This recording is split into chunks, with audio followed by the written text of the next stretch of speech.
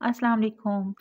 मेरे novel creation के platform पर मेरी कहानी सुनने वाले मेरे लिसनर्स एंड रीडर्स, आप सब कैसे हैं? मैं अल्लाह ताला के यहाँ पुरुम्मीद हूँ कि आप लोग दुनिया के जिस कोने में जहाँ कहीं भी आबाद होंगे, आप ना सिर्फ खुशहाल होंगे, शाद होंगे, आबाद होंगे, आप ना सिर्फ अपना बल्कि अपनी फैमिलीज़ का भरपूर ख्याल रख रहे होंगे। अल्लाह ताला आपको हर आफत, हर मुसीबत से महफूज रखे, अपनी पनाह में रखे। आप सबके लिए जहाँ जहाँ कहीं भी आप आबाद हैं, आपके लिए अल्लाह ताला आसानियाँ पैदा फरमाए। तो इस वक्त आप सब नॉवल क्रिएशन के प्लेटफॉर्म पर सुन रहे हैं नमल नमर अहमद का लिखा हुआ एक खूबसूरत नावल। जुमर यूसुफ, सादी यूसुफ, फारिस गाजी और हाशिम कारदार की कहानी। आइए शुरू करते हैं। मतलब उन्होंने अल्लाह ताला को नाराज किया? नहीं, अस्तगफिरुल्लाह। हन्ना, अंबिया कभी भी अल्लाह ताला को नाराज करने वाले काम नहीं करते थे। वो मासूम थे और यूसुफ अलैहिस्सलाम की तो अल्लाह ने सिर्फ इस ज़रा सी कमी की तरफ तवज्जो दिलाई क्योंकि वो एक कामिल इंसान थे, सब्र वाले और इल्म वाले। ये एक गलती थी कि इंसान को मुसीबत में सिर्फ अल्लाह की तरफ देखना चाहिए। अच्छा, अब वो सुनो जो मैं सोच रहा था। वो चित लेटा बोलता जा रहा था। तुमने नोट किया, यूसुफ अलैहिस्सलाम को दुनिया का आधा हुस्न दिया गया था और जिन औरतों को ख्वाहिश होती है कि उनका बच्चा खूबसूरत हो, वो रोज़ सूरह यूसुफ पढ़ती रहती हैं। मगर अल्लाह ताला ने एक दफ़ा, कतन एक दफ़ा भी सूरह यूसुफ में नहीं कहा कि यूसुफ खूबसूरत थे। उनके हुस्न का जिक्र भी नहीं किया क्योंकि अल्लाह ने हमें अहसनुल क़सस यानी सूरत यूसुफ इसलिए दी थी ताकि हम किसी इंसान की उन खूबियों को जान पाएं जो उसको अल्लाह की नज़र में खूबसूरत बनाती हैं। मगर हन्ना, यार कोई यहाँ कुरान समझकर क्यों नहीं पढ़ता? तुम सुन रही हो ना? हाथ बढ़ाकर हन्ना के बालों की लट खींची। कट्टो यार सुनो, मैं तुमसे बात कर रहा हूँ। सोने दो भाई, वो नींद में थी। एक वक्त आएगा हुनैन यूसुफ जब तुम मेरी बातों को मिस किया करोगी। बड़े ही खफा अंदाज में वो बोला। ए, कौन सा वक्त? उसके जहन में कोई फिक्र जागी। जब मैं शादी के बाद रुखसत होकर किसी का घर दामाद बन जाऊंगा। तौबा! वो नींद में जोर से हंसी। आपको कोई घर दामाद नहीं बनाएगा। एमे नहीं बनाएगा। जेब खाली है तो क्या हुआ? बंदा बहुत अच्छा हूं मैं। एक तो खुश इखलाक इतना हूँ, ऊपर से खूबसूरत भी हूँ। जरा रुक कर पूछा, हूँ ना? उसने भी लाकर तकिया उठाकर जोर से नीचे उछाला। सो जाओ भाई, मैं कभी नहीं मिस करने वाली आपको। जाएं कर लें शादी। याद का बुलबुला फटा और वो वापस उस नीम अंधेर तय खाने में आई। उसकी आंखों से टपकते आंसू सादी की शर्ट पर गिर रहे थे। दिल जैसे बुरी तरह टूट गया था। वो सादी के लैपटॉप और दूसरे गैजेट्स वाला बॉक्स छुए बगैर वापस हो ली। किसी भी चीज का दिल नहीं चाह रहा था। ये अहले दर्द भी किसकी दुहाई देते हैं।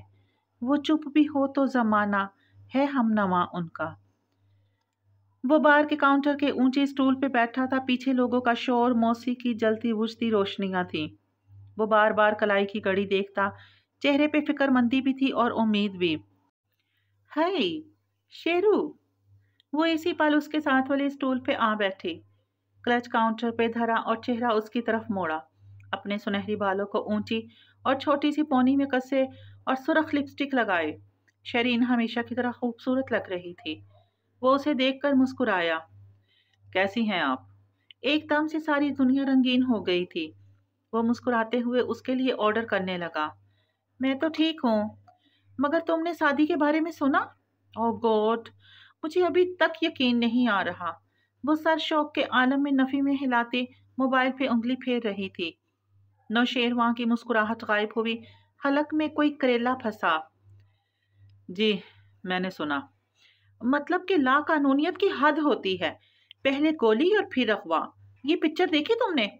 उसने स्क्रीन पे वही पुलिस फोटोग्राफ निकालकर उसके सामने की। ये वायरल हो रही है। इसके यूनिवर्सिटी के दोस्त उसके लिए हैशटैग सेव शादी ट्रेंड को बहुत प्रमोट कर रहे हैं। मुझे भी इसी से पता चला। तुम्हें पता है, उन्होंने लीड्स में उसके लिए विजिल भी किया है। देखो कितनी बुरी तरह पीटा गया है इसे। वो फिक्रमंदी और ताज्जुब से बोले जा रही थी और वो सब्र से घूंट भरता गया। मशरूब जहर जैसा तल्ख था। आप वापस कब जा रही हैं? सोनिया को मिस तो कर रही होंगी। मैं अगले हफ्ते चली जाऊंगी, मगर यकीन करो, जब से मैंने शादी वाली न्यूज़ देखी है बहुत अपसेट हूँ। शुक्र है तुम मुझे मिल गए, कम से कम किसी से डिस्कस तो कर सकती हूँ। उस दिन इतना कुछ बोल गई मैं उसके बारे में, जो भी है वो अच्छा लड़का है। फिर रुक कर सोचा, है कहना चाहिए या था। वापस जाकर क्या प्लान्स हैं आपके? एक सोशलाइज्ड के क्या प्लान हो सकते हैं? वही रूटीन लाइफ। वैसे तुम्हें क्या लगता है, शादी को उन लोगों ने मार दिया होगा? गिलास पे नौशेरवां की उंगलियों की गिरफ्त सख्त हो गई और लब भींच गए। आंखों में बेपनाह बेजारी उतरी। पता नहीं। और घूंट भरा। शरीन हनूज ताज्जुब से बोले जा रही थी। वो मरा हुआ हाथी भी 1.25 लाख का था। ये गिर्द बादे तमन्ना में घूमते हुए दिन कहाँ पे जाके रुकेंगे? ये भागते हुए दिन। 2 हफ्ते बाद वो गरम सुबह कसरे कारदार और मलहका इनेक्सी पे चमकदार सी तलू हुई थी। जुमर ने आईने के सामने खड़े बालों में ब्रश फेरते खिड़की से बाहर देखा तो सब्जाजार पे मुलाजमों की चहल पहल शुरू होती दिखाई दे रही थी। तभी बाथरूम का दरवाजा खुला और वो बाहर आया। जुमर ने ब्रश रख दिया और पर्स उठाए बाहर निकल गई। फारस ने एक नज़र उसे जाते देखा और दूसरी कमरे पे डाली, जिसको वो हर सुबह चंद मिनटों में निफासत से समेट चुकी थी। तकिए बेड पे बेड कवर बराबर एक तल्ख मुस्कुराहट के साथ उसने सर झटका और अलमारी की तरफ आया। आज उसे जॉब पे जाते 5वां दिन था। ये 5 जून थी और 21 मई के अजियतनाक दिन को गुजरे करीबन 2 हफ्ते बीत चुके थे। जुमर बाहर निकली तो नीचे सदाकत के किचन से खुशबू आ रही थी। वो हन्ना के दरवाजे पे रुकी, फिर उसे धकेला तो अंदर का मंजर नुमाया हुआ। नुदरत का बेड खाली था और हुनैन अपने बेड पे अकड़ू बैठी थी, बाल पोनी में बंधे। वो डल और कमजोर लगती थी। आहट पे चेहरा उठाया, आंखों में उम्मीद जागी। भाई का कुछ पता चला? ओह, लेकिन अगर तुम चाहो तो मेरे साथ चल सकती हो। हम मिलकर शादी को ढूंढेंगे। हन्ना के चेहरे की जोत मांद पड़ गई और उसने थोड़ी गिरा दी। मैं कुछ भी नहीं कर सकती, मेरी वजह से। अपने आखिरी दिन भाई इतना नाराज हुआ था। मैं आपकी तरह नहीं हूं कि। नजरें झुकाए खफकी से बोली, उससे 4 साल बात ना करूं और फिर जाहिर करूं कि मुझे उसकी बहुत परवाह है। चौखट में खड़ी जुमर की आंखों में नमी उभरी। हुनैन, मुझसे एक गलती हुई थी और मैं उसके लिए शर्मिंदा हूँ। तुमने सुना? I am sorry for that. वो बोली तो आंखों में शिकवा और आवाज में कपाहट थी। मैंने 4 साल उससे ताल्लुक नहीं रखा। मैंने गलत किया और मुझे तब ये एहसास हो गया था जब अब्बा ने बताया कि मुझे गुर्दा सादी ने दिया था। मैं उस दिन उसके पास चली गई थी और हमारे दरमियान सब ठीक हो गया था, मगर इसका ये मतलब नहीं कि वो 4 साल मिट गए। मुझे मरते दम तक उनका अफसोस रहेगा। उसकी आवाज बुलंद हो रही थी। हुनैन निगाहें उठाकर उसे देखने लगी। उसकी आंखों में दुख की किरचियां बिखरी थी। अगर तुम मुझसे पूछो तो मेरा दिल चाहता है कि हर उस शख्स को रोकूं जो अपने किसी खूनी रिश्तेदार से नाराज है, और कहूं कि उसको कॉल कर लो, उससे ताल्लुक जोड़ लो, चाहे उसने आपका कितना भी दिल क्यों ना दुखाया हो। मेरी तरह इतने साल जाया ना करो। बेकार किया ना मैं। अगर ताल्लुक नहीं जोड़ोगे तो पता है क्या होगा? आपके बच्चों में उन्हीं बहन भाइयों की शक्लें और आदतें नजर आने लगेंगी जिनसे आप बहुत दुखी दिल के साथ अलहदा हुए थे। अल्लाह ताला क्यों बनाता है आपकी औलाद में आपके रिश्तों की मुशाबत? इसलिए ताकि हम उनको ना भूल सकें, क्योंकि अगर हमने जल्द सुलह ना की तो वो मर जाएंगे, खो जाएंगे, या हम मर जाएंगे, खो जाएंगे। मैंने गलती की थी और मुझे इसके लिए हमेशा अफसोस रहेगा, मगर तुम मेरी गलती क्यों दोहरा रही हो? आखिरी फिक्रे पे हन्ना ने मुंह मोड़ लिया। एक हादसे के बाद अपने वाहिद पेरेंट को मजीद बीमार देखना और सारी दुनिया से कट ऑफ करके कमरे में पड़ जाना, और जो अपने तुम्हारे पास है उनको हर वक्त इल्जाम देते रहना। तुम्हें लगता है ये तुम्हारी कहानी है हन्ना? नहीं। अगर 4 साल पीछे जाओ तो ये मेरी कहानी है। जब मैं इस गलती को नहीं दोहरा सकती तो तुम क्यों दोहरा रही हो? हुनैन ने जवाब नहीं दिया। मुंह मोड़े गीली आंखों से खिड़की को देखे गई। مجھے نہیں پتا تمہیں کون سا گلٹ روز بر روز کمزور کرتا جا رہا ہے، لیکن میں جس حنین کو جانتی ہوں وہ ہمارے خاندان کا سب سے جینیس اور بولڈ بچہ تھا، اتنی ڈل اور کم اعتماد نہیں تھی۔ تمہیں سادی سے محبت ہے تو اٹھو اور اس کمرے سے باہر نکلو اور اس کے لیے کوشش کرو، یا کم از کم میری اس کے لیے محبت کو جج کرنا چھوڑ دو۔ اور وہ مڑ گئی تو پیچھے سے ہنا ہلکا سا بولی، مجھے پتا ہے آپ کو بھائی سے بہت محبت ہے، اور ساری بات ہی یہی ہے کہ آپ کو صرف بھائی سے محبت ہے۔ گیلی آنکھوں سے اس نے سمر کی پشت دیکھی۔ اگر سادی کی جگہ ہنا ہوتی تو آپ اتنی بھاگ دوڑ کبھی نہ کرتی۔ میرے اور آپ کے درمیان کوئی تعلق نہیں ہے، ہم ایک ٹیم کبھی نہیں ہو سکتے، اس لیے میرے ساتھ بار بار یہ پیک ٹاک کرنا چھوڑ دیں۔ سمر نے گہری سانس لی اور باہر نکل کر دروازہ بند کر دیا۔ پیچھے حنین کی آنکھوں سے آنسو گرنے لگے۔ وہ میرا بیسٹ فرینڈ تھا پپھو، آپ کو اندازہ بھی نہیں کہ میں کتنی اکیلی ہو گئی ہوں۔ سر جھکائے آنسو صاف کرتے وہ خود سے کہہ رہی تھی۔ زمر نیچے لاؤنج میں آئی تو صداقت چائے لا رہا تھا۔ بھابھی ریسٹورنٹ چلی گئی؟ جی باجی، ہر روز جلدی چلی جاتی ہیں اور دیر سے آتی ہیں۔ آنٹی جی کو تو چپ ہی لگ گئی ہے۔ زمر نے جوابی تبصرہ نہ کیا اور ٹانگ پہ ٹانگ جما کر بیٹھی چائے کا کپ اٹھا لیا۔ تبھی وہ سیڑھیاں اترتا دکھائی دیا۔ تھانے سے فون آیا ہے، بلا رہے ہیں، کیا آپ چلیں گی؟ والٹ جیب میں رکھتے اس نے پوچھا۔ زمر نے گھونٹ بھرتے ہوئے شانے اچکائے۔ میں ایک اٹارنی ہوں، ایک نوٹس پہ ان پولیس والوں کو عدالت بلوا سکتی ہوں، ان کو کام ہے تو وہ ہمارے پاس آئیں۔ جلی رسی کا بل، خیر۔ اس نے کوٹ کا بٹن بند کرتے گہری سانس لی۔ وہ لفٹ والا آدمی نیاز بیگ، اسے کل رات گرفتار کر لیا گیا ہے۔ دوپہر میں آپ کو پک کر لوں گا، آپ اس سے ملنا تو چاہیں گی؟ زمر نے چونک کر کپ نیچے کر کے اسے دیکھا۔ وہ اب ریک سے چابی اٹھا رہا تھا۔ وی گلے کی شرٹ پہ گرے کوٹ پہنے ہوئے تھا۔ جاب شروع کر لی مگر کالر والی ڈریس شرٹ یا ٹائی پہننا تو اس کو پسند ہی نہیں ہے۔ جیسے بال ذرا بڑھے تو پھر سے چھوٹے کروا لیے، اپنی جاب کے لحاظ سے مناسب لگ رہا تھا۔ زمر نے نظریں پھیر لی اور ہلکا سا اسبات میں سر ہلا دیا۔ اوکے۔ فارس نے بس رک کر ایک نظر اس پہ ڈالی اور پھر بیرونی دروازے کی طرف چلا گیا۔ چلو، یہ سیل بلا خیز خی بنے اپنا، سفینہ اس کا، خدا اس کا، نا خدا اس کا۔ ہسپتال کا کشادہ اور پرتعیش کمرہ اس صبح بھی دمک رہا تھا۔ کاؤچ پہ میری بیٹھی کتاب چہرے کے سامنے کیے ہوئی تھی۔ بستر پہ لیٹے سادی کے بازو آزاد تھے مگر پاؤں میں ہتھ کڑی لگا کر بیڈ کے ساتھ نتھی کر دی گئی تھی۔ سر کی طرف سے بیڈ اونچا کر کے رکھا تھا اور وہ کھلی آنکھوں سے پہلے سے خاصا بہتر نظر آتا ارد گرد دیکھ رہا تھا۔ تمہیں کاردار صاحب نے میری نگرانی کے لیے ادھر چھوڑا ہے۔ دفتن اس نے پکارا مگر میری کتاب پڑھتی رہی۔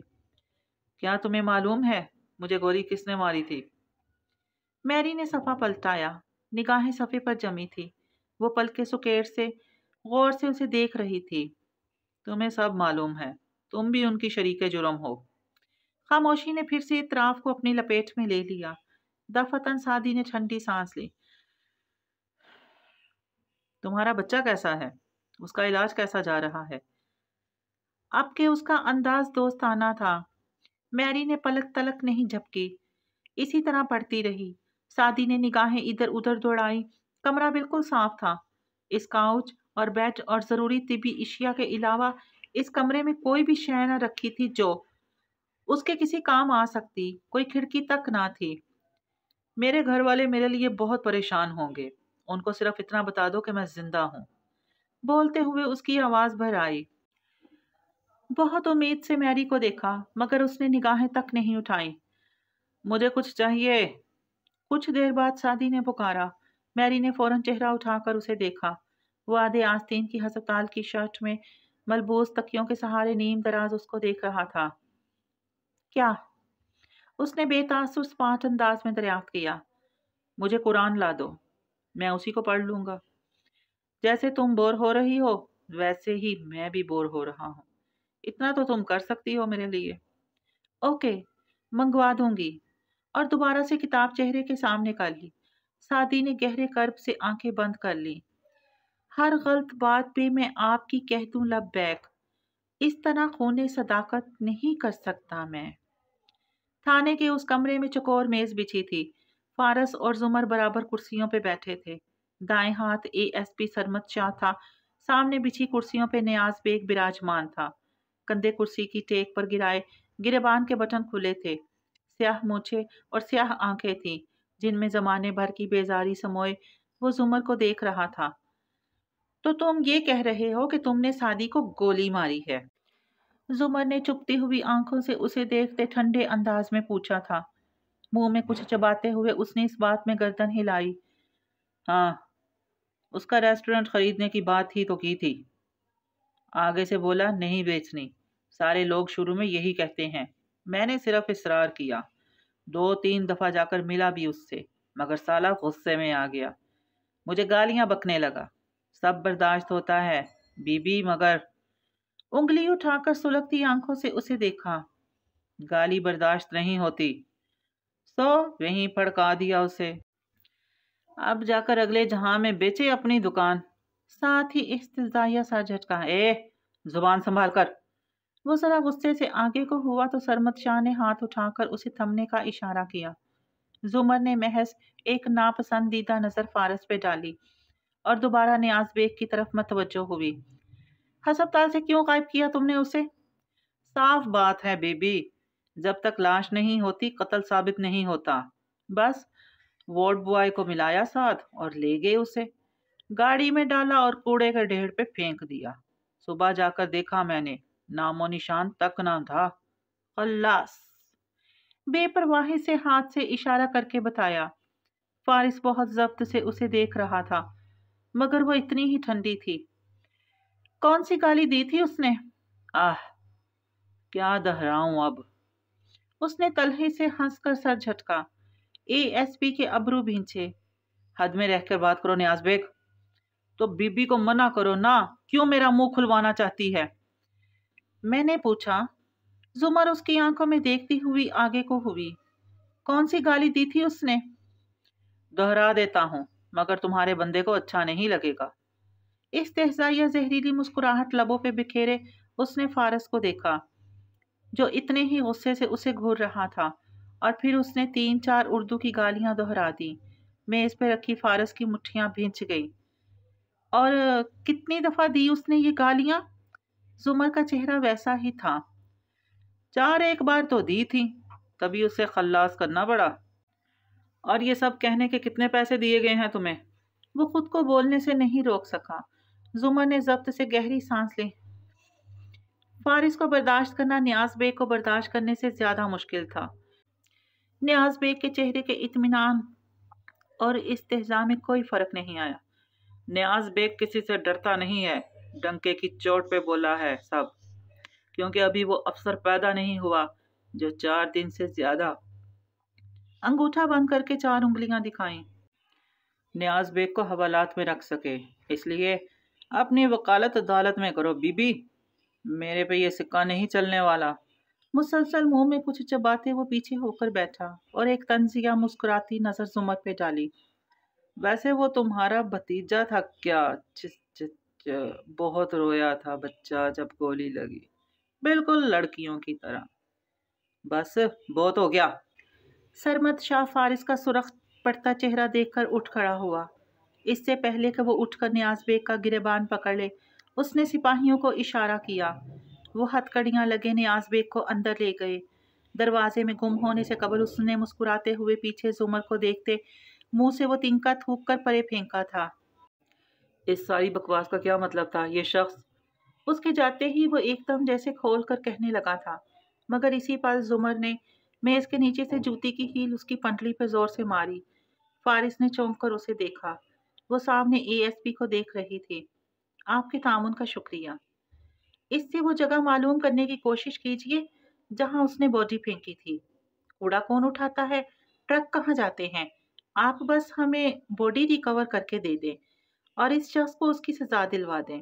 اس سے زیادہ ہمیں کچھ نہیں چاہیے۔ اس کے انداز پہ وہ خون کے گھونٹ بھر کر خاموش ہو گیا۔ وہ اب پرس اٹھا کر کھڑی ہو رہی تھی۔ ہم باڈی ریکور کرنے کی پوری کوشش کر رہے ہیں۔ एक दफ़ा फिर मुझे बहुत अफसोस है। सरमत शाह सर को खम देकर ताज़ियत करते उठ खड़ा हुआ, तो वो भी उठा। आपका बहुत शुक्रिया। जो अल्लाह की मर्ज़ी, अल्लाह उसकी मग़फ़िरत करे। वो मुड़ी और एक तेज़ नज़र फारस पे डालती बाहर निकल आई। गाड़ी सामने ही खड़ी थी। वहां जाने तक उसने बामुश्किल ज़ब्त किया था, मगर चाबी दरवाजे में घुसाते हुए वो तैश से जुमर की तरफ घूमा। वो शख्स मेरे सामने। फारस काजी, वो हमें देख रहे हैं, तमाशा मत बनाओ, घर जाकर बात करते हैं। फ्रंट सीट पे बैठते वो तल्खी से बोली और मोबाइल पे एक नंबर मिलाने लगी। वो अंदर ही अंदर खोलता ड्राइविंग सीट पे बैठा और जोर से दरवाज़ा बंद किया। मुझे लम्हे भर की रिफाकतों के शराब और सताएंगे। मेरी उम्र भर की जो प्यास थी, वही लोग मुझसे बिछड़ गए। हुनैन और नुसरत के कमरे में वही बेरौनकी छाई थी और वो गुमसुम सी बेड पे अकड़ू बैठी थी। सीम अंदर आया और धप से साथ आ गिरा। हन्ना, चित लेटे छत को तकते पुकारा। आज मैंने स्कूल से छुट्टी की और अम्मी ने पूछा भी नहीं। पहले याद है, कभी छुट्टी नहीं करने देती थी। मैं बगल में प्याज रख कर सो जाता कि शायद सुबह बुखार हो जाए, मगर न बुखार होता न अम्मी मानती, और अब तो वो बोलती ही नहीं है। हुनैन घुटनों पे गाल रखे खामोश बैठी रही। याद है हन्ना, थंडरकैट्स में भी ममर या उसका कोई साथी किसी थंडरकैट को अगवा कर लेता या नुकसान पहुंचाता, तो आखिर में काफी बाकी गैट्स इसको बचा लेते थे और सब सही हो जाता था। क्या हमारा भाई भी वापस आ जाएगा? हमें तो ये भी नहीं पता कि हमारा ममरा कौन है, और जो उसे ढूंढने के लिए बज़ाहिर भागदौड़ कर रहे हैं, उनको भी कुछ नहीं पता। वो खफकी से बोली, मामू भी बदल गए हैं, फूफो भी बदल गई हैं। सीम कोहनी के बल बैठा और चेहरा उठाकर उसे देखा। तुम बदल गई हो? हुनैन ने गिला आमेज नजर उस पर डाली। जाओ, मुझे पढ़ने दो। और खिलाफे मामूल वो बिना चू चरा किए बाहर निकल गया। फिर वो उठी और साइड टेबल पे धरी सफेद जिल्द वाली किताब उठाई, घुटनों पे रखकर बेदिली से सफ़े पलटाने लगी। दरवाज़ा खुला तो तेज रोशनी उमड़ उमड़ कर आंखों को चुंधिया गई। वो माथे पे हाथ का छज्जा बनाए कदम कदम चलती आगे आई तो देखा उसके इर्द गिर्द कदीम दमिश्क की एक रोशन दोपहर आबाद थी। हर शय जर्दी में लिपटी थी, मगर पहले के बार अक्स वो बेदिली से सर झुकाए छोटे छोटे कदम उठाती कच्चे रास्ते पे आगे बढ़ती गई। धूल जूतों को आलूदा करती गई। जब चेहरा उठाया तो मस्जिद से मुल्हिका हुजरा सामने था और एक तरफ दरख्त तले वही हड्डियों का सा पिंजर आदमी अकड़ू बैठा था। उसके चेहरे की मुर्तनी और वीरानी हनूज बरकरार थी। आज छोटी दीवार के साथ शेख खड़े थे, पैर तक आता सफेद चमकदार लिबास पहने। मुस्कुराते हुए वो बिना मुस्कुराए करीब आ रुकी। क्या आपने उस बीमार को अभी तक शिफा याब नहीं किया? बीमार खुद कोशिश ना करे तो कुछ नहीं हो सकता। वो कच्चे रास्ते पे चलने लगे तो वो भी सर झुकाए बददिल सी साथ बोली, तुम क्यों उदास हो? मेरा भाई खो गया है और मैं दिन रात उसके लिए दुआ करती हूँ, मगर मैं सोचती हूँ कि जो मुकद्दर में लिखा है वो तो हो जाएगा, जो नहीं लिखा वो नहीं होगा। फिर बंदा दुआ क्यों करता है? धूल से अटे रास्ते पे वो दोनों आगे चलते जा रहे थे और वो सर झुकाए धीमी आवाज में पूछ रही थी, वो भी ऐसा ही सोचते हैं। चलते चलते शेख ने एक तरफ इशारा किया तो हन्ना ने चौंक कर सर उठाया। सड़क किनारे बाजार में एक कहवा खाने के बाहर चौकियों पे चंद लोग बैठे थे और बुलंद आवाज में बहस कर रहे थे। जो मुकद्दर में है वो मिलेगा, जो नहीं मुकद्दर वो नहीं मिलेगा। सो सवाल करना या ना करना बराबर है, उनमें से एक कह रहा था और बाकी सर धुन रहे थे। हुनैन ने उलझी हुई निगाहें उठाकर शेख को देखा। वो मुस्कुराए। ये कहते हैं दुआ करने या ना करने का क्या फायदा, सब कुछ तो लिखा जा चुका। मगर ये इनकी जहालत है और वो अपने मसलक में ये खुद तजाद रखते हैं, क्योंकि अगर ऐसा है तो फिर इनसे पूछो, अगर शराबी तुम्हारा मुकद्दर है तो पानी पियो या ना पियो, प्यास बुझ जाएगी। खेती मुकद्दर है तो दाना डालो या ना डालो, अनाज उग ही जाएगा। तो फिर खाते पीते क्यों हो? दाने बोते क्यों हो। वो कदम बढ़ाते गए और हुनैन उनके साथ आगे चलती गई। कदीम बाजारों में लोगों की भीड़ से शोर, आवाजें, कहवे की महक, सब गलत मल्त हो रहा था। और इनको देखो। जरा रुक कर उन्होंने चतोनों से एक खुले खैमे की तरफ इशारा किया, जहां अंदर फर्शी निशिस्त बिछाए चंद लोग बैठे थे। उनके सरों पे महसूस टोपियां थी और वो आपस में गुफ्तगू कर रहे थे। ये कहते हैं दुआ तो बस इबादत है, सवाब का जरिया। नेकी और बदी तो लिखी जा चुकी, तो दुआ करना बस नेकी की निशानी है और अजाब पाना कुफर की अलामत है। ना नेकी खैर का सबब है, ना अजाब कुफर की वजह है। दुआ सिर्फ सवाब के लिए करो, वरना होना वही है जो तकदीर में लिखा जा चुका है। जिसने इस घड़ी मरना है, अब वो खुदकुशी करे, ताउन से मरे या उसे कत्ल किया जाए, सब बराबर है। मगर नहीं। शेख ने अफसोस से नफी में सर हिलाया। ये भी गलत है। तो फिर सही कौन है? वो पस्त आवाज से और चेहरे पे तकान लिए पूछने लगी। शेख दोबारा चलने लगे थे। हन्ना के पैर धूल में अटे जा रहे थे। ये है वो जो सही है। उन्होंने उंगली से इशारा किया तो हनैन ने धूप के बाईस आंखें सुकेड़ कर देखा। एक दरख्त तले चादर बिछाकर चंद लड़के कुरान पढ़ रहे थे। उनका मौलम उनको सामने चौकी पे विराजमान था। ये कहते हैं कि कोई काम तब होता है जब उसके लिए इसबाब एख्तियार किए जाएं, और दुआ उन असबाब में से एक है। सैराबी खाने पीने के साथ है, खेती दाना बोने के साथ है, और जानवर की जान निकलना ज़िबा करने के साथ है। और वो जो बीमार तुमने देखा, वो यही बात नहीं समझ पा रहा कि असबाब में सबसे ताकतवर सबब दुआ है। वो अब रुके और अपने कदमों पे वापस जाने लगे। थकी थकी सी हन्ना भी साथ पलटी। और जो दुआ करने के अलावा कुछ ना कर सके, वो कुछ तो करना पड़ता है। फतह कसरत अफवाज से नहीं मिलती, आसमानों से मदद की सूरत उतरा करती है। जो अल्लाह से नहीं मांगता, अल्लाह उस पर खफा होता है। बस तुम दूसरों के साथ जितनी भलाई करोगी, उतना ही अल्लाह तुम्हें अता करेगा। कुछ तो करना ही पड़ता है। अगर यूनुस अलैहिस्सलाम खुदा की तस्बीह करने वालों में ना होते, तो उस दिन तक के जब लोग खड़े किए जाएंगे, मछली के पेट में ही रहते। मगर शेख, जब दुआ सबसे ताकतवर हथियार है, तो दूसरी चीजों की क्या जरूरत है? मैंने दुआ की, भाई ठीक हो जाए, वो हो गया। मैंने दुआ की, वो मुझ पे खफा ना हो, और वो बात भी संभल गई। वो तपती दोपहर में कच्चे रास्ते पे चलती कह रही थी, दुआ काफी है ना?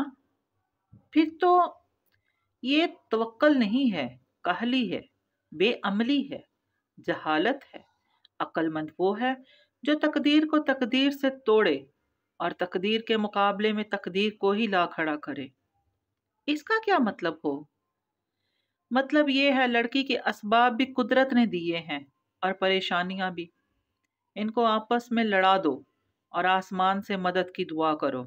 और सुनो, कुरान पढ़ा करो, इसमें हर मसले का हल होता है। मस्जिद आ गई थी और वो बीमार हनूज दरख्त तले बैठा था। अकड़ू, सर घुटनों पे रखे, हड्डियों का ढांचा, लागर और मायूस सा वजूद। उसने एक तरखम बड़ी निगाह उस पे डाली और कदम आगे बढ़ा दिए। इमाम को क्या मालूम मेरे मसलों का? एक साथ सदियों पहले के नाइबो बूढ़े इमाम को क्या मालूम? शेख वही मस्जिद के पास खड़े रह गए और वो मदरसातुल जोजिया, स्कूल ऑफ जोजविया से दूर, बहुत दूर, सदियों की मुसाफत तय करती चलती गई। वो तो जख्मों को नमकदान बना देते हैं, दिल के जख्मों पे सियासत नहीं कर सकता मैं। दोपहर हनूज जुलस रही थी जब फारस ने कार अनेक्सी के सामने सब्जाजार पे रोकी और एक सुलगती नजर उस पे डाली। वो मोबाइल कान से लगाए दूसरी तरफ जाती घंटी सुन रही थी। वो नहीं उठाएगा फोन, छोड़ दे इस इन्वेस्टिगेटर का पीछा, अब बॉस नहीं है आप उसकी। जुमर ने जोर से फोन परस में पटका। पेशानी पे बल लिए वो मुंह में कुछ बुड़बुड़ाई थी। उस शख्स का मुंह तोड़ना था मैंने, मगर आपकी वजह से चुप रहा। और वो एएसपी, वो सब एक साथ मिले हुए हैं। क्या जरूरत थी उसके सामने खामोश रहने की? मुझ पे चिल्लाने की जरूरत नहीं है, मैं तुम्हारी कोई मुलाजमा नहीं हूँ। वो नागवारी से उसकी तरफ देखकर बोली थी। मैंने नहीं कहा था मुझे तुम्हारी जरूरत है, तुमने कहा था कि हम साथ मिलकर काम कर रहे हैं। अगर मेरे साथ काम नहीं करना तो जहन्नुम में जाओ मेरी तरफ से। मैं अपने बच्चे को अकेले ढूंढ लूंगी, लेकिन अगर मेरे साथ काम करना है तो सब मेरे तरीके से होगा। वो मेरे सामने इतनी बकवास करता रहा और मैं सुनता रहा। लानत है मुझ पे। उसने गुस्से से स्टेयरिंग पे हाथ मारा। जुमर ने बेएख्तियार कनपट्टी को मसला। फारिस, तुम मुझे मजीद टेंशन देने के अलावा कुछ नहीं कर सकते। मुझे भी पता है कि कौन किसके साथ मिला हुआ है, मगर बात बात पे अगले का गिरेबान पकड़ने और दांत तोड़ने के अलावा भी बहुत तरीके होते हैं। मगर मैं भी किसे बता रही हूँ? सर झटक कर वो खिड़की के बाहर देखने लगी, जहां सब्जाजार और अनेक्सी दिखाई दे रही थी। फारस ने तप कर उसे देखा। तो अब क्या होगा? हाँ, वो तो असल मुजरिमों को कवर कर गया है। कल कला जमानत पे रिहा हो जाएगा और वो एएसपी एसपी बन जाएगा। ऐसे मिलेगा हमें शादी? मेरा इस एएसपी के साथ एक वर्किंग रिलेशन है। तुम अपने गुस्से में अंधे होकर उसे खराब ना करो, ये मेरी दरखास्त है। मुझे 1 घंटा मिल जाए इस नियाज बेग के साथ, मैं देखता हूँ वो कैसे सब नहीं बकता। क्या बताएगा वो? उसको कुछ भी नहीं पता। अगर पता होता तो सरमद शाह उसे हमारे सामने ना लाता। ये फोन क्यों नहीं उठा रहा? वो दोबारा से मोबाइल निकाल कर नंबर मिलाने लगी। झंझलाहट और उकताहट उसके चेहरे पे बिखरी थी। फारस चेहरा उसकी तरफ मोड़े उसे देखने लगा। वो नंबर मिलाते हुए बुड़बुड़ा रही थी। मुझे पता था तुम काम बनाने की बजाय सिर्फ बिगाड़ोगे, तुमसे कुछ नहीं होगा। वो तीखी नजरों से उसे देखे गया। अंदर उठता उबाल जरा कम हुआ। चेहरे की रंगत नॉर्मल होने लगी। फिर उसने गहरी सांस ली। आपको क्या चाहिए? जुमर ने फोन कान से लगाते हुए उकताहट बड़ी नजरों से उसे देखा। इन्वेस्टिगेटर को क्यों कॉल कर रही हैं? क्या चाहिए आपको? उसने दोहराया। ऐसे मत पूछो जैसे तुम मेरा कोई काम कर सकते हो। बेजारी से उसने फोन हटाया और लॉक खोला। एक आदमी हरास कर रहा था आपको, फिर आपने मुझे बताया। क्या दोबारा उसने कभी तंग किया आपको? जुमर के दरवाजा खोलते हाथ थमे। चौंक कर उसने फारस को देखा। 2-3 दफा आपने कुछ लोगों के बैंक अकाउंट्स और बैकग्राउंड चेक करवाने के लिए कहा था। मैंने वो करके दिया था या नहीं? वो संजीदगी से उसकी आंखों में देखते पूछ रहा था। जुमर के अब्रू मुश्तबा अंदाज में इकट्ठे हुए। तब तुम कातिल नहीं थे। मैंने पूछा आपको क्या चाहिए? एक एक लफ्ज पे जोर दिया। नजरें अभी तक उसकी आंखों पे थी। तुम क्या कर सकते हो मेरे लिए? इस नियाज बेग का बैकग्राउंड चेक कर सकते हो? इसका पुलिस रिकॉर्ड, माली हालात, खानदानी हालात, डीलिंग्स, मुझे हर चीज चाहिए। वो भी जो उसको खुद भी ना मालूम हो। अगर मेरा इन्वेस्टिगेटर होता तो कल शाम से पहले हर चीज मेरी टेबल पे होती। बोलो, तुम कर सकते हो? दुरुस्ती से चबा चबा कर बोलती एक मलामती नजर उस पे डालकर उसने दरवाजा खोला तो सुना। कल दोपहर सब आपकी टेबल पे होगा। वो निकली तो वो जन से कार आगे ले गया। जुमर ने मुड़कर बरहमी से उसे देखा। बदतमीज। उंगली से चेहरे पे आई लटे उठाई और एनेक्सी की तरफ कदम उठाने लगी। तभी अकब में आवाज आई। Hello DA. वो घूमी। कदरे झुंझलाया, कदरे झिझकता सा नौशेरमा वहां खड़ा था। पैंट की जेबों में हाथ डाले उसे देखा और फिर मुड़कर एक खफा नजर अकब में बरामदे में कुर्सी पे बैठी जवाहरात पे डाली। ओ नौशेरमा, आपको बहुत अरसे बाद देखा है। वो खुद को पुरसकून करते हुए उसकी तरफ मतवज्जो हुई। मैं दुबई गया हुआ था, कल वापस आया हूँ। मम्मी ने बोला कि एक बेजार नजर फिर दूर बैठी जवाहरात पे डाली, जो इधर ही देख रही थी। आपसे ताजियत कर लूं। ताजियत? जुमर के दिल को धक्का सा लगा। अबरू भींच गए। मतलब वही, शादी के लिए। मुझे बहुत बहुत अफसोस है। थैंक यू नौशेरमा, मगर वो जिंदा है और हम उसे ढूंढ लेंगे। قدرے خشک انداز میں بولی۔ نوشیروان کی گردن میں کوئی پھندا سا پھنسنے لگا۔ ہاں شیور، کیوں نہیں، مجھے بہت افسوس ہے ویسے۔ جلدی سے بات سنبھالی، مگر یہ کیسے ہوا، کس نے کیا؟ پولیس ان کو ڈھونڈ رہی ہے، جلد پتہ چل جائے گا۔ آپ کو کسی پہ شک نہیں؟ اس نے غور سے زمر کا چہرہ دیکھتے پوچھا۔ ہاشم سامنے ہوتا تو اس سوال پہ اسے ایک تھپڑ تو لگا ہی دیتا۔ آپ بتائیے، آپ کو کس پہ شک ہے؟ آپ کا تو وہ فرینڈ تھا، اس کے سوشل کانٹیکٹس کو تو آپ جانتے ہوں گے نا؟ نہیں، مجھے کیا پتا، میں تو کافی دن سے اس سے ملا بھی نہیں تھا۔ انفیکٹ میں تو اس واقعے سے ایک دن پہلے دبئی چلا گیا تھا۔ مجھے واقعی افسوس ہے کہ میں اس کے پاس اس مشکل وقت میں نہیں تھا۔ بظاہر لاپرواہی سے شان نے اچکائے، مگر اندر سے اس کا سانس خشک ہونے لگا تھا، کیونکہ وہ چپتی ہوئی نظروں سے اسے دیکھ رہی تھی۔ جی مجھے پتا ہے، آپ تب دبئی میں تھے۔ اٹس اوکے، ہاشم نے بتایا تھا۔ وہ بات ختم کر کے مڑنے لگی، مگر ایک دم رکی، چونک کر اسے دیکھا۔ شادی کے واقعے سے ایک دن پہلے، مطلب میری شادی والے دن آپ دبئی گئے ہوئے تھے، 20 تاریخ کو۔ جی، اوہ سوری بھول گیا، شادی کی مبارک ہو آپ کو۔ زمر نے بے اختیار پیچھے اس کے کمرے کی بالکونی کو دیکھا، جہاں شیشے کے دروازے کے پیچھے وہ 21 تاریخ کی صبح اسے کھڑا نظر آیا تھا۔ پھر اسے دیکھا، آنکھیں سکیڑ کر۔ یہ جھوٹ کیوں بول رہا ہے؟ یا اتنے دن گزر جانے کے باعث یہ تاریخوں کو مکس اپ کر رہا ہے؟ یا شاید اس نے اتنے دن مجھ سے افسوس نہیں کیا، اس لیے بہانہ گھڑ رہا ہے۔ اسٹوپٹ۔ اوکے ڈی اے، آپ کا دن اچھا گزرے۔ سمن نے سر جھٹکا۔ میں پبلک پروسیکیوٹر نہیں ہوں اب۔ محض اتنا بتا کر وہ پلٹ گئی۔ نوشیروان نے شانے جھٹکے اور واپس ہو لیا۔ لبوں میں سیٹی بجاتا وہ جواہرات کے ساتھ کرسی پہ دھپ سے آ گرا، تو اس نے غور سے اس کا چہرہ دیکھا۔ ڈھنگ سے افسوس کیا یا نہیں؟ ہاں کر لیا۔ اس نے ہاتھ جھلا کر اشارہ کیا۔ ٹانگ پہ ٹانگ جمائے بیٹھی جواہرات نے رس بھرا گلاس ہونٹوں تک لے جاتے سوچتی نظروں سے اسے دیکھا۔ شیرو کیا مسئلہ ہے؟ تم دونوں بھائی مجھ سے کیا چھپا رہے ہو؟ او ممی، بس کر دیں۔ وہ بیزار ہوا۔ آپ کو بتائے بغیر کیا چلا گیا، تب سے تفتیش کر رہی ہیں۔ کوئی تو بات ہے۔ شادی والے معاملے سے اگر تم لوگوں کا کوئی تعلق ہے تو مجھے ابھی بتا دو۔ مجھے نہیں پتا یہ شادی والا معاملہ بھائی، میں تو دبئی میں تھا، مگر بہت خوشی ہوئی۔ زندگی سے ایک مسئلہ تو کم ہوا۔ اندر جا رہا ہوں، آپ بیٹھے اتنی گرمی میں باہر۔ منہ کے زاویے بگاڑ تھا وہ اٹھا اور بیرونی زینے کی طرف بڑھ گیا، جو اوپر اس کے کمرے کی بالکونی تک جاتا تھا۔ جواہرات سوچ میں گم اسے جاتے دیکھے گئی۔ تحریر بیچ کر تو کبھی بات بیچ کر، پاتے ہیں رزق صورت حالات بیچ کر۔ اگلی سپہر پہلے سے بھی زیادہ گرم تھی۔ یہ شبان کے آخری ایام تھے اور شہر بھر میں مصروفیت بڑھ سی گئی تھی۔ ایسے میں اس بلند عمارت کے ٹاپ فلور کے آفیسز میں بھی معمول کی چہل پہل جاری تھی۔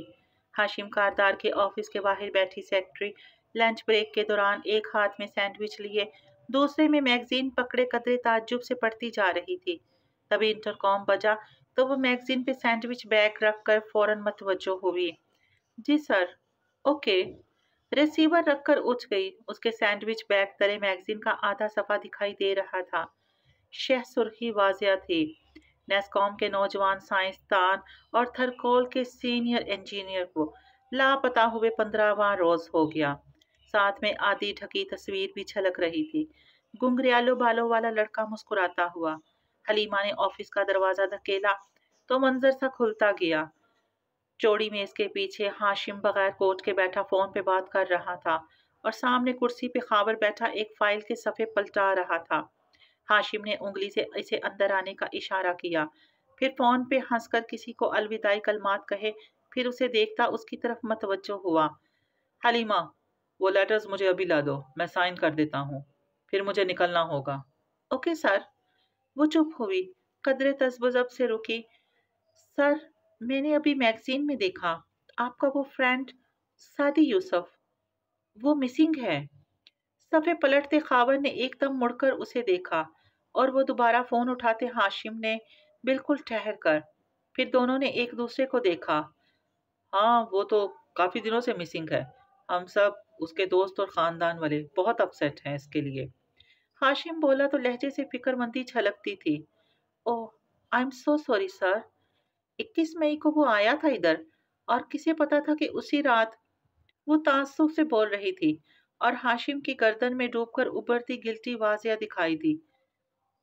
किसे पता था? खावर चुकन्ने अंदाज में हाशिम को देख रहा था। हाशिम जरा खंकारा। हलीमा, तुमने उस हफ्ते बहुत दफा कॉल की थी उसे। क्या पुलिस ने तुमसे कुछ पूछा उस बारे में? वो ठठक कर रुकी, आंखें अचंभे से सुकेड़ी। नहीं सर। दरअसल पुलिस उसकी गर्लफ्रेंड को ढूंढ रही थी। वो भी मिसिंग है, और तुम्हारी कॉल्स की वजह से उन्होंने मुझसे तफ्तीश की थी। मगर मैंने उन्हें तसल्ली करवा दी कि तुम्हारा उससे ऐसा कोई ताल्लुक नहीं है। ऐसा ही है ना? उसकी आंखों में देखता वो अपनायत से कह रहा था। खावर ने मुस्कुराहट छुपाने को चेहरा नीचे कर लिया। नहीं सर, मैं तो उसे जानती भी नहीं। वो एकदम हैरान परेशान नजर आने लगी। हाँ, मैंने भी उन्हें यही कहा कि तुम्हारी उससे कभी मुलाकात नहीं हुई, और कॉल्स भी तुमने नहीं, मैंने की थी ऑफिस से। वो मशकूक थे। उनको बस किसी लड़की का चेहरा चाहिए इस मिसिंग गर्लफ्रेंड के साथ फिट करने के लिए। मगर तुम फिक्र मत करो, हाशिम कारदार की सेक्रेटरी को वो आंख उठाकर भी नहीं देख सकते। मैं संभाल लूंगा। रसान से उसकी तसल्ली कराई। Thank you sir. वो जरा परेशान, जरा ममनून सी वापस पलटी। अपने डेस्क पे आकर उसने किसी कराहियत भरी शय की तरह वो मैगजीन मोड़ कर डस्टबिन में फेंका और सैंडविच लेकर वापस कंप्यूटर पे बैठ गई। ओफ! साथ ही झुरझुरीली। अंदर खावर ने इस्ताइशी मुस्कुराहट से सामने बैठे हाशिम को देखा। अब ये क़यामत तक शादी का जिक्र नहीं करेगी। उसने हल्के से कंधे उचकाए। हाशिम सब संभाल सकता है। फिर जरा आगे को हुआ। उस शख्स का कुछ पता चला जो मौके पे मौजूद था? मुझे ये एक वाहमे से ज़्यादा कुछ नहीं लगता। अगर वहाँ कोई अनजान शख्स होता तो गवाही के लिए आगे आता, मगर ऐसा नहीं हुआ। बिलफर्ज अगर वो सादी का कोई जानने वाला था तो उसे सुनसान गली में क्या कर रहा था? यकीनन सादी ने ही उसे बुलाया होगा। मैंने उसका सारा कॉल रिकॉर्ड चेक किया है। उसने हमारे ऑफिस से जाने के बाद कोई कॉल नहीं की। सो ये मुमकिन नहीं कि वहाँ कोई हो। मगर हाशिम की आंखों में तशवीश कम नहीं हुई थी। पुलिस को किसने बुलाया? हमसाइयों में से किसने फ़ोन किया था? उन्होंने उसकी चीखें सुनी थी। पुलिस को मालूम नहीं था, मगर मैंने जुमर साहबा से पूछा था। वो कह रही थी कि वो सादी के मोहल्ले की कोई खातून है और जुमर की उनसे बात हुई है। उन्होंने भी कुछ नहीं देखा। हाशिम ने गहरी सांस ली, पीछे को टेक लगाई और सोचती नज़रों से सामने दीवार को देखने लगा। उसके कॉल रिकॉर्ड्स वो लोग भी निकलवाएंगे। हलीमा ने अपने नंबर से कोई कॉल नहीं की। आपके डेस्क फ़ोन से की थी, और वो आपका दोस्त था। कोई शक नहीं करेगा। उसके फ़ोन से कुछ नहीं मिला। ओहो, सफाचट। उसे शायद डर था कि हम उसका फ़ोन बग न कर रहे हों, इसलिए वो इसमें कोई पुरखतर शय नहीं रखता था। बहरहाल वो मुकम्मल तौर पे तबाह करके डिस्पोज ऑफ कर दिया है। किसी को नहीं मिलेगा, जैसे वो खुद किसी को नहीं मिलेगा। हाशिम के चेहरे पे एक अजीब सा एहसास उभरा। उसने खावर की तरफ देखा, और जब बोला तो आवाज़ हल्की थी। कैसा है वो? रिकवर कर रहा है, जल्द शिफ्ट करने के काबिल हो जाएगा। और वो रुका, और पढ़ने के लिए वो कुरान मांग रहा था। दे दो। हाशिम ने टाई की नोट ढीली करते कतरे तकान से कहा। खावर को बेचैनी हुई। हमें उसको हस्पताल में ही ख़त्म कर देना चाहिए था। उसको जिंदा छोड़कर आप गलती कर रहे हैं। खावर, हम ये मौजू ख़त्म कर चुके हैं। खावर सर हिलाकर उठ खड़ा हुआ। मैंने हमेशा सोचा सर कि जब नजूमी कह दे कि इस साल में पैदा होने वाले लड़के को मार देना बेहतर है, तो नील में तैरते संदूक को डिबो देने की बजाय उसे अपने पहलू और दिल में जगह देने का गलत फैसला इंसान से कौन करवाता है। मगर कुछ दिन से मुझे लगने लगा है कि वाकई मोहब्बत पे इंसान का इख्तियार नहीं होता। खैर, उसने गहरी सांस ली। मिसेस कारदार मुझसे बार बार इशारों कनाइयों में वो पूछ रही हैं जो आप उन्हें नहीं बताना चाह रहे। इस बारे में गौर कीजिएगा। वो चला गया और हाशिम कलम उंगलियों में घुमाता सोच में डूबा बैठा रहा। काम उससे आ पड़ा है कि जिसका जहान में लेवे ना कोई नाम, सितमगर कहे बगैर। Foodie इवर after. रेस्टोरेंट के अंदर इस सुपहर इक्का दुक्का लोग ही मौजूद थे। कोने की एक मेज पे जुमर कागजात फैलाई बैठी थी। उसने जर्द फूलदार जोड़ा पहन रखा था और बाल आधे कैचर में बांधे सर झुकाए सफ़े उलट पुलट कर रही थी। गाहे बगाहे निगाह उठाकर काउंटर के साथ खड़ी नुदरत को भी देख लेती, जो रजिस्टर चेक कर रही थी। उनकी आंखों तले गहरे हल्के थे और चेहरा सर्द था। भाभी, हम उसे बहुत जल्द ढूंढ लेंगे। हल्का सा मुस्कुराकर जुमर ने उनको पुकारा। उन्होंने उसकी तरफ देखे बिना सर हिलाया। जुमर की मुस्कुराहट मध्यम हो गई। नुसरत अब ज्यादा बात नहीं किया करती थी। जुमर रोज इधर ही होती, मगर आज खिलाफे मामूल हुनैन भी साथ आई थी। अलबत्ता उसके करीब नहीं बैठी, किचन में खड़ी रहती या कभी बाहर आ जाती। हन्ना, क्या तुम मुझे शादी के लैपटॉप का पासवर्ड खोल कर दे सकती हो? जुमर ने नरमी से उसे पुकारा। वो किचन के दरवाजे पे खड़ी थी। उसकी बात पे मुड़कर उसे देखा। मुझे नहीं आते ये काम, और रुख फेर लिया। हम दोनों जानते हैं कि ये सच नहीं है। लैपटॉप से क्या मिलेगा? कॉल रिकॉर्ड से भी तो कुछ नहीं मिला। वो खफकी से उसकी तरफ पुश्त किए बोली थी। सुमन ने गहरी सांस ली। क्या तुमने अपने दोस्तों से पता किया? किसके भाई ने बताई थी शादी को वो बात? नाइमा के भाई ने बताया होगा। अब वो कोई माने की थोड़ी। और मैंने तुम्हें कहा था कि डॉक्टर सारा से पूछो नेस्काम में हलीमा नामी सेक्रेटरी किसकी है। सुमर के पास इन कामों की एक लंबी फहरिस्त थी जो उसने हुनैन को दिए थे और जो हुनैन नहीं करके दे रही थी। इस बात पे तिंक कर पलटी। सारा खाला अभी तक थर में है, कह रही थी वापस आकर पता करेंगी इस सेक्रेटरी का। वो खुद इतनी परेशान और शॉक्ड हैं भाई के लिए। कह रही थी फील्ड पे भी सब बहुत अपसेट हैं भाई की वजह से। अब बार बार क्या तंग करूं उनको। जुमर ने नफी में सर हिलाते गहरी सांस खारिज की और वापस कागजात की तरफ मुतवज्जो हुई। तभी सामने दरवाज़ा खुला और कोई लंबे लंबे डग भरता उसकी मेज़ के करीब आ खड़ा हुआ। मैम, अस्सलाम वालेकुम। जुमर ने सर उठाया। अहमद सामने खड़ा था, तज़बज़ब और फिक्रमंदी से उसे देखता। वालेकुम अस्सलाम, बैठिए।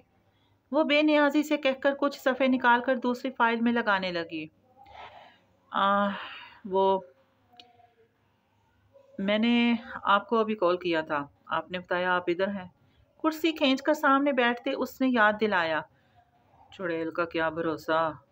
हूँ, काफ़ी जल्दी मिल गया आपका एड्रेस। नो प्रॉब्लम, मैं पहले बहुत आ चुका हूँ इधर शादी के साथ। ओह, मुझे बहुत अफसोस है उसके लिए। जल्दी से आगे होकर वो ताज्जुब से कहने लगा। मैंने कभी नहीं सोचा था कि ऐसा होगा। अगर मैं कुछ कर सकूं इसके लिए तो प्लीज़ बताइए। आपके ख्याल में उसके साथ ये किसने किया होगा? वो कागजात समेटते हुए कह रही थी। मेरा ख्याल है कि वो रुका, हिचकिचाहट से कनपट्टी खुजाई। कोर्ट में एक जज है, शादी ने उस जज को। स्टॉप! जुमन ने एकदम हाथ उठाकर और आंखें निकालकर उसे रोका। वो ठहरा और नासमझी से उसे देखा। हम इस बारे में बात नहीं कर रहे, ओके? उसे घूर कर बजाहे ठंडे अंदाज में कहा। वो जरा उलझा। मगर आप मेरी बात तो सुन लें। अहमद, अगर मुझसे कोर्ट में पूछा गया कि हमने ऐसी कोई बात की है या नहीं, तो मैं स्टैंड पे झूठ नहीं बोल सकती। इसलिए हम ऐसी कोई बात नहीं कर सकते, ओके? अबरू उठाकर सख्ती से जताया। अहमद का मुंह खुल गया। आप जानती हैं कि गाजी कैसे रिहा हुआ था? उसे जज ने रिहा किया था, मैं यही जानती हूँ। खा जाने वाली नज़रों से उसे देखते एहतियात से अल्फाज का चुनाव किया। जी बिल्कुल, ऑफ कोर्स। अहमद ने दम बखुद इस बात में सर हिलाया। मगर जस्टिस सिकंदर ने कभी कोई जिक्र किया? अहमद, जस्टिस साहब मेरे पास आए थे और मैंने वही कहा जो मैंने कहना था। ठहर ठहर कर बोली। अहमद ने समझने वाले अंदाज में गर्दन हिलाई। जुमर की निगाहों के सामने वो मंजर फिर से ताज़ा हो गया। वो अपने ऑफिस में खड़ी थी और जस्टिस सिकंदर बदलते रंगों वाला चेहरा लिए उसके सामने खड़े थे। ये पैकेट मुझे आपके भतीजे ने भिजवाया है। इसको एक नज़र देखिए और बताइए कि मैं क्या करूं और क्या ना करूं। जुमर ने सीने पे बाजू लपेटे और चुपती हुई आंखों से उनको देखा। योर ऑनर, मैं इसको नहीं खोलूंगी। मुझे नहीं मालूम कि इसमें क्या है। इसमें सबूत और शवाहद हो सकते हैं जो उसने अपने मामू के हक में जमा करके भेजे हों آپ کو, اور اس میں کوئی قابل اعتراض نہیں ہے, اس لیے آپ اس پیکج کو لے جائیے اور بطور جج وہی کیجیے جو آپ کو بہتر لگتا ہے, کیونکہ میں یہ کیس آپ سے ڈسکس نہیں کر سکتی, یہ غلط ہے. ساتھ ہی کلائی پہ بندی گھڑی دیکھی. مجھے چلنا ہوگا, اور پرس وغیرہ سمیٹنے لگی. آپ کو اچھی طرح پتا ہے کہ اس میں کیا ہے. یور آنر, میں نے اس کو نہیں کھولا, اس میں کچھ بھی ہو سکتا ہے, مجھے اجازت دیجیے, اور تیزی سے باہر نکل گئی. ہلکا سا سر جھٹکا تو یاد کا بلبلا ہوا میں تحلیل ہوا, اور وہ واپس ریسٹورنٹ میں آئی. کوئی اور کام جس میں آپ سادی کے ساتھ شریک رہے ہوں؟ سنجیدگی سے احمر کو دیکھ کر وہ پوچھنے لگی. مسز شیرین کاردار کا ایک کام تھا. وہ تفصیل سے بتانے لگا. زمر غور سے سنتی رہی. آخر میں بس اتنا بولی, مجھے شیرین کی وہ ویڈیو چاہیے, آپ کے پاس ہوگی یقیناً. احمد نے حیرت سے اسے دیکھا. سوری, مگر میں نے ابھی آپ کو بتایا ہے کہ وہ میں ہر جگہ سے مٹا چکا ہوں, میرے پاس وہ نہیں ہے. مجھے وہ ویڈیو چاہیے احمد. توڑ توڑ کر اس نے الفاظ ادا کیے. احمد کے چہرے پہ بے پناہ افسوس ابھرا. مطلب آپ مجھے اتنا کوئی گرا ہوا انسان سمجھتی ہیں کہ میں کلب کے ریکارڈ سے مٹا کر اس کو اپنے پاس رکھ لوں گا؟ مجھے آپ کی سوچ پہ افسوس ہے. اور جذباتی انداز میں وہ بولے جا رہا تھا کہ زمر نے زور سے میز پہ ہاتھ مارا. احمد شفیع, اور اس کو گھورا. اوکے, سوری, میرے کمپیوٹر میں پڑی ہے, کل لا دوں گا. اس نے فوراً ہاتھ اٹھا دیے. پھر بے چارگی سے ادھر ادھر دیکھا. ذرا دیر کو ٹھٹکا. ایکسکیوز می, یہ لڑکی کون ہے؟ زمر نے اس کی نظروں کے تعاقب میں کچن کی سمت دیکھا جہاں حنین قدرے رخ موڑے کھڑی تھی. زمر نے واپس ایک تیز نظر احمر پہ ڈالی. یہ سعدی کی بہن ہے, یعنی کہ فارس کی بھانجی, اور اگر فارس یہاں ہوتا تو آپ کی آنکھیں نکال چکا ہوتا اب تک. نرمی سے گویا ہوئی تو وہ جو دیکھے جا رہا تھا ہڑبڑا کر سیدھا ہوا. نہیں نہیں نہیں, سوری, میرا یہ مطلب نہیں تھا. کرسی پہ رخ بھی موڑ لیا. پھر جلدی سے اٹھ کھڑا ہوا. میں چلتا ہوں, کل ویڈیو لا دوں گا. عجلت میں کہتا شرمندہ سا فوراً باہر نکل گیا. زمر نے دیکھا باہر شیشے کے دروازے کے پار فارس آتا دکھائی دے رہا تھا. احمد نے بھی اسے دیکھ لیا. اس کے پاس لمحے بھر کو رکا. تم ادھر؟ فارس نے دھوپ کے باعث آنکھیں چندیا کر اسے دیکھا. آج اس نے بورا کوٹ پہن رکھا تھا, اندر گول گلے کی سیاہ شرٹ, پھر ویسی ہی شرٹ. ہاتھ میں کچھ کاغذ پکڑ رکھے تھے. شادی کا افسوس کرنے آیا تھا, مگر اب سوچ رہا ہوں کہ جو اس دن فیصلہ کیا تھا چڑیل کو چڑیل نہ کہنے کا, وہ واپس لے لوں. نہایت جل کر بولا. مطلب؟ اس نے تعجب سے اسے سر سے پیر تک دیکھا. دفع کرو. احمد نے سر جھلایا, پھر جلدی سے قریب ہوا. پتا ہے کیا, زمر میڈم سب جانتی ہیں کہ کیسے تم باہر آئے, کیسے سعدی نے جج کو بلیک میل کیا, اور وہ جج سب سے پہلے انہی کے پاس گیا تھا. مگر وہ تیز تیز بولے جا رہا تھا. فارس نے ایک دم چونک کر اسے دیکھا. ایک منٹ. حیرت اور شوق سے اس نے بات کاٹی. اس کو چھوڑو, تم کیسے جانتے ہو یہ سب؟ جذباتی انداز میں بولتے احمد کو بریک لگی. منہ کھل گیا. او, بے اختیار 2 قدم پیچھے ہٹا. میری امی میرا انتظار کر رہی ہوں گی, میں چلتا ہوں. تمہاری امی کا انتقال کو 7 سال گزر چکے ہیں, سیدھی طرح مجھے پوری بات بتاؤ. وہ دیکھو, میرا کوئی قصور نہیں ہے, آخر لوگ میرے پاس مشورہ لینے آتے ہی کیوں ہیں؟ وہ واقعی روحان سا ہوا. میں نے تو صرف ایک مشورہ. تم؟ وہ انتہائی غصے سے آگے بڑھا. تم نے میرے بھانجے کو بلیک میلر بنا دیا. دبی دبی آواز میں غرایا تھا. تو اور کیا کرتا, کوئی راستہ ہی نہیں تھا. دیکھو مجھے جلدی ہے, ابھی میں جا رہا ہوں, بعد میں بات کرتے ہیں, ہاں؟ تیز تیز بولتا پیچھے ہٹتے وہ مڑا اور اپنی کار کی طرف لپکا. فارس با مشکل ضبط کر کے اسے جاتے دیکھتا رہا. پھر واپس مڑا تو شیشے کی دیوار کے پار ریسٹورنٹ کے اندر وہ بیٹھی اسی طرف دیکھ رہی تھی. اس کے دیکھنے پہ سر جھکا کر کاغذ الٹ پلٹ کرنے لگی. اس کو تو بعد میں پوچھوں گا. ایک एक खुशमगी निगाह दूर जाती स्टेपनी पे डालकर वो गहरी सांस लेकर अंदर आया। जुमर सर झुकाए कागज देख रही थी। जब इन कागजों पे उसने एक फोल्डर रखा, जुमर ने सर उठाया। वो संजीदा सा सामने खड़ा था। आपके इन्वेस्टिगेटर ने जवाब नहीं दिया? जुमर ने उसका तंज नजरअंदाज करके फोल्डर खोला। आहिस्ता आहिस्ता कागजात पे नजर दौड़ाती गई। अबरू उठे, लब सुकड़े। नियाज बेग 2 दफा जेल जा चुका है। सिर्फ एक बार 3 साल की सजा काटी थी। मुबैना तौर पर 2 कत्ल कर चुका है और दोनों दफा इल्जाम से बच निकल आया था। 4 बच्चे हैं, एक बीवी जो सैटेलाइट टाउन में उसके घर में रहते हैं। इसके अलावा वो रुका, एक औरत से उसका ताल्लुक है, अमीना इम्तियाज नाम है उसका। उसको फ्लैट लेकर दिया हुआ है और एक एनजीओ में अच्छी नौकरी दिलवा रखी है। बाकी सब इस फोल्डर में है। जुमर सफ़े पलटाती गई और चेहरे पे मुतासिर कुन तासुरात ना आने देने की कोशिश करते खुद को सपाट रखा। फिर निगाहें उठाई। मुझे इस मीना इम्तियाज़ की एक एक तफसील चाहिए। ये कहाँ रहती है, क्या रूटीन है इसकी, कब? अल्फाज लबों में रह गए। फारिस ने कोट की अंदरूनी जेब से चंद तहशुदा कागज़ निकालकर उसके सामने रखे। और कुछ? वो संजीदा था, स्पार्ट सा। नहीं। वो बेनियाजी से कागजों की तह खोलती कदरे रुख मोड़ गई। वो भी नहीं रुका। नुदरत को बस सलाम किया और बाहर निकल गया। उसके जाते ही जुमर के चेहरे की लाताल्लुकी हवा होने लगी और वो हल्की सी मुस्कुराहट के साथ तेज तेज इन कागजात को पढ़ने लगी। हमसे ना पूछो हिज्र के किस्से। हस्पताल का वो कमरा सारी दुनिया से अलग थलग और कटा हुआ लगता था। सादी बेड से टेक लगाए पांव लंबे किए बैठा था और 2-3 अफराद इसके साथ खड़े थे। एक झुककर उसकी टांग के जख्म की ड्रेसिंग तब्दील कर रहा था।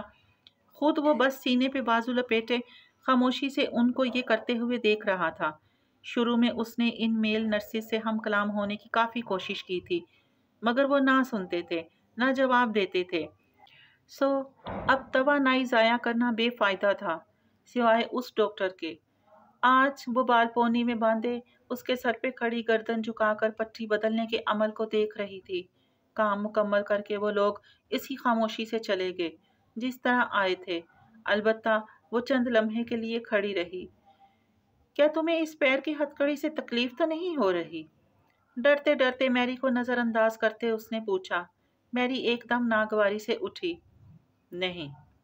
सादी ने रुख फेर लिया। लड़की ने बेबसी भरी हमदर्दी से उसे देखा। तुम्हारा काम खत्म हो गया है माया, अब तुम जाओ। मैरी ने उसको घूरा। माया सर झुकाए ओके कहती दरवाजे की तरफ बढ़ी। दरवाज़ा खोलते हुए मुड़कर एक बेबस दुखी नज़र उस पे डाली और फिर बाहर निकल गई। मैरी सोफे पे बैठ गई। सादी अब इससे बात नहीं करता था। वो ढीला पड़ चुका था, या शायद इस कैद से निकलने का रास्ता कोई ना था। उसने साइड टेबल से अपना कुरान उठा लिया और खामोशी से सफ़े पलटाने लगा। उसे याद नहीं आ रहा था कि कल तलावत कहाँ से छोड़ी थी। फिर याद करने की कोशिश किए बगैर उसने अपनी पसंदीदा सूरत खोली। चूंटियों की सूरत, पैगंबरों की सूरत। मुझे अपना कुरान पेन भी चाहिए।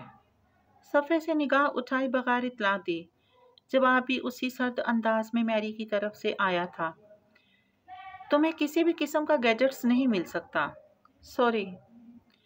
सादी ने मजीद कुछ नहीं कहा।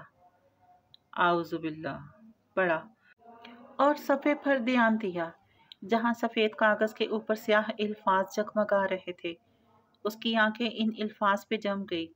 कमरे में छाया डिप्रेशन, तनाव और अफसुर्दगी, हर शय इस जगमगाहट में पसे मंजर में जाने लगी। आयत उससे कह रही थी, मगर जिस किसी ने भी जुल्म किया फिर बुराई के बाद उसे नेकी से बदल दिया हो तो बेशक मैं अल्लाह गफूरुर रहीम हूँ। चंद लम्हे के लिए उसका राब्ता कमरे के दूसरे हिस्सों से कट गया। बेड के गिर्द स्याह जगमगाहट का एक हाला सा खींच गया जिसमें वो सर झुकाए बैठा हाथ में पकड़ी किताब पढ़ रहा था। अल्लाह ताला। वो मध्यम आवाज में बड़बड़ाया तो स्याह हीरो सी जगमगाहट दिल के अंदर उतरती हर आग को ठंडा करने लगी। मुझे ये आयत याद है। जहाँ बचपन में मैं कुरान पढ़ने जाता था, वहाँ मेरी टीचर ने ये आयत बहुत अच्छे से पढ़ाई थी। वो कहती थी, अरबी बहुत गाढ़ी जुबान है, اس میں ہر لفظ کا بہت وسیع مطلب ہوتا ہے۔ قرآن تب سمجھ آئے گا جب اس کے ہر لفظ کے مطلب کو سمجھو گے۔ جیسے اللہ دیکھے نا، آپ نے کہا جو کوئی ظلم کرے، تو ظلم کا مطلب کیا ہے؟ اس سارے ذہنی تناؤ میں بھی مجھے یاد ہے، ظلم کا مطلب ہے کسی کے حق میں کمی کرنا۔ تو آپ مجھے یہ سمجھا رہے ہیں اللہ کہ ہم زندگی میں جب بھی کسی کے حق میں کمی کریں تو احساس ہونے پہ صرف سوری کر دینے کے بجائے برائی کو، اس دکھ اور تکلیف کو ہمیں اچھائی اور محبت سے دور کرنے کی کوشش کرنی چاہیے۔ ان سارے دنوں میں مجھے لگنے لگا تھا کہ میں اس قید میں اس لیے پڑا ہوں کیونکہ میں نے زمر کا دل دکھایا تھا۔ وہ بیمار تھی، انہوں نے کیا نہیں کیا میرے لیے؟ کیا تھا اگر میں فارس ماموں کی مسلسل حمایت کرنے کی بجائے دکھاوے کو ہی صحیح ان کی بات پہ یقین کر لینے کی اداکاری کر لیتا؟ مگر میں نے ان کا حق ادا نہیں کیا۔ اگر 4 سال انہوں نے تعلق نہیں رکھا تو میں بھی ان کی موجودگی میں ان کے گھر نہیں جاتا تھا۔ میں نے بھی کال کرنی چھوڑ دی۔ آخر میں پہل تو پھر بھی انہوں نے کی، وہ سونیا کی سالگرہ کا کارڈ لے کر آئیں۔ میں تو نہیں کیا نا، مگر اب آپ مجھے بتا رہے ہیں کہ اگر میں نے اس ظلم کو اچھائی سے بدلنے کی کوشش کی ہے تو پھر آپ غفور بھی ہیں اور رحیم بھی۔ اتنا تو مجھے پتا ہے کہ پیچھے گھر میں مجھے کوئی بھی برا نہیں سمجھتا ہوگا۔ میری مداوے کی کوششوں نے میری سب کمی کوتاہی ڈھانپ لی ہوگی۔ وہ سر جھکائے بڑبڑاتے ہوئے چونکا۔ اوہ، جیسے کچھ سمجھ آیا۔ اسی لیے آپ نے کہا کہ آپ غفور اور رحیم ہیں۔ غفور کہتے ہیں ڈھانپنے والے کو، جو گناہوں کو ڈھانپ کر ان کو مٹا دے، معاف کر دے۔ اور رحیم؟ اس نے آنکھیں میچ کر یاد کرنا چاہا۔ کندھا پھر سے درد کرنے لگا تھا۔ بار بار رحم کرنے والا، لوگوں کی غلطیاں، گناہ، سب بار بار معاف کر کے پھر سے ان کو موقع دینے والا۔ سیاہ حروف کی جگمگاہٹ اس کے گرد کسی اونچے دائرے کی طرح رقصا تھی۔ باقی سب کچھ چھپ گیا تھا۔ بدقت اس نے اگلے الفاظ پڑھنے چاہے اور اپنا ہاتھ ڈال لیجئے اپنے گریبان میں۔ اے موسیٰ، وہ نکلے گا سفید چمکدار، بغیر کسی عیب کے، یعنی کسی بیماری کی وجہ سے نہیں، معجزاتی طور پہ۔ یہ 9 نشانیاں ہیں، ان کو لے جائیے فرعون اور اس کی قوم کی طرف۔ بے شک وہ لوگ ہیں جو حد سے بڑھ جانے والے ہیں۔ آہ اللہ! سر جھکائے بیٹھے لڑکے نے کرب سے آنکھیں بند کی۔ میں نے بھی یہی کرنا چاہا تھا، مگر مجھے بھول گیا تھا کہ موسیٰ تنہا نہیں گئے تھے، وہ اپنے بھائی کو ساتھ لے کر گئے تھے۔ میں نے زندگی کی دوسری بڑی غلطی کی، زمر اور حنین سے جھوٹ بول کر کہ میں نیس کام جا رہا ہوں۔